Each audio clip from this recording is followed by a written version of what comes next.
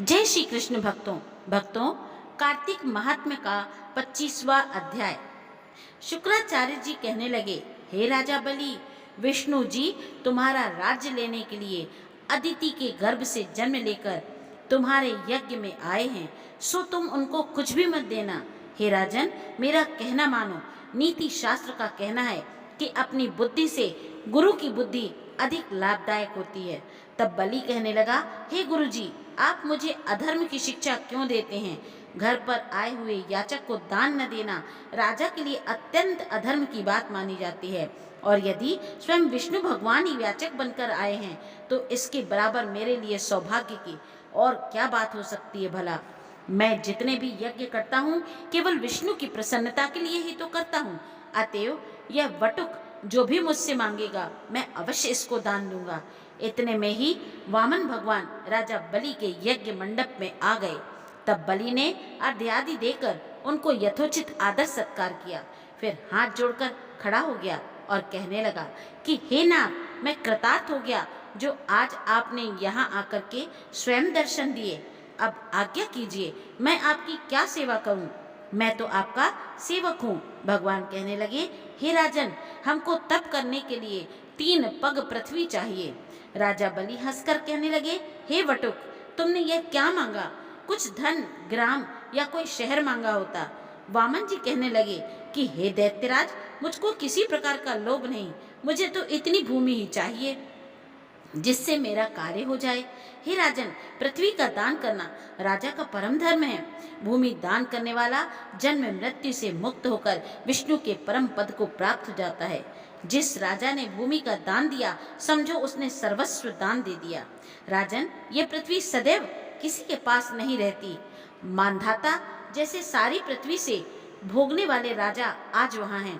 चंचल लक्ष्मी से जो अपना मार्ग सुधारते हैं वे धन्य हैं। अधिक क्या कहें, भूमि दान से उत्तम दान ना कोई हुआ है और ना ही कभी होगा। अब मैं तुमसे पूर्व काल का एक इतिहास कहता हूँ। पहले ब्रह्म कल्प में भद्रमती नाम का एक ब्राह्मण था। उसके श्रुता, सिंधु, यशोमती, शोभा, कामिनी, मालिनी नाम की 6 स्त्रियां तथा अनेक पुत्र थे। अतः वह और उसकी संतान भूख से अति दुखित हो गए। इस दरिद्रता के कारण वह स्वयं को धिक्कारने लगा।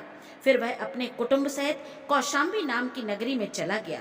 वहां जाकर भद्रमती से सुशोग नाम से एक धनी ब्राह्मण के 5 पग भूमि मांगी तो उसने भूमि दे दी। इस भूमि दान के कारण उस सुघोष नामक ब्राह्मण को विष्णु का परम पद प्राप्त हुआ। फिर भद्रमती ने वह भूमि एक दूसरे ब्राह्मण को दान दे दी, जिससे उसे भी मोक्ष प्राप्त हुआ। इस कारण हे राजन, हमें 3 पग भूमि दो, जिससे हम भी मोक्ष का साधन प्राप्त करें।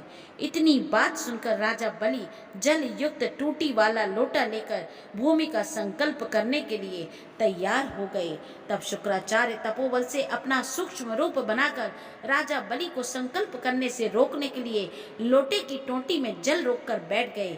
वामन भगवान शुक्राचार्य के मन की बात जान गए। अतएव उन्होंने एक तेज अग्रभाग वाली कुशा लेकर उस लोटे की टोंटी के छिद्र में डाल दिया, जिससे शुक्राचार्य की एक आंख फूट गई। इसके पश्चात राजा बलि ने 3 पग भूमि का संकल्प दे दिया। उसी समय भगवान विराट रूप होकर ब्रह्मलोक तक बढ़ गए। विराट रूप भगवान ने 2 पगों में सारा ब्रह्मांड नाप लिया। फिर पांव के अंगूठे से ब्रह्मांड फूट गया। उस फूटे हुए मार्ग से पानी के बहुत से स्रोत बहने लगे। भगवान विष्णु का पैर उस जल से धोया गया। वह निर्मल लोक पावन जलधारा का रूप हुआ। वही जल ब्रह्मादिक देवताओं को पवित्र करता हुआ सप्त ऋषियों से सेवित सुमेरु पर्वत के ऊपर पड़ा तथा गंगा के नाम से विख्यात हुआ। इस दृश्य को देखकर ब्रह्मादिक सब देवता और ऋषि मुनि स्तुति करने लगे कि हे सबके स्वामी अनंत मूर्ति, आपको नमस्कार है।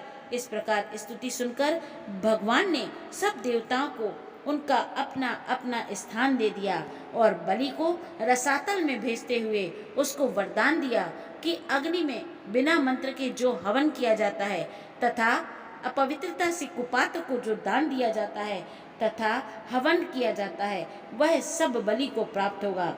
इस प्रकार भगवान ने देवताओं को सुंदर स्वर्ग तथा बलि व अन्य दैत्यों को रसातल दिया। इतना सब कुछ करके विराट रूप भगवान वामन रूप हो गए। तब देवताओं तथा ऋषियों ने भगवान की स्तुति की। तदनंतर वामन जी तप करने चले गए। इस प्रकार ऐसी पावन गंगा की उत्पत्ति भगवान के श्री चरणों से हुई, जिसके स्नान एवं स्मरण मात्र से जन्म जन्मांतर के पाप नाश हो जाते हैं। इति श्री कार्तिक महात्म्य 25वां अध्याय समाप्त। जय श्री कृष्ण भक्तों।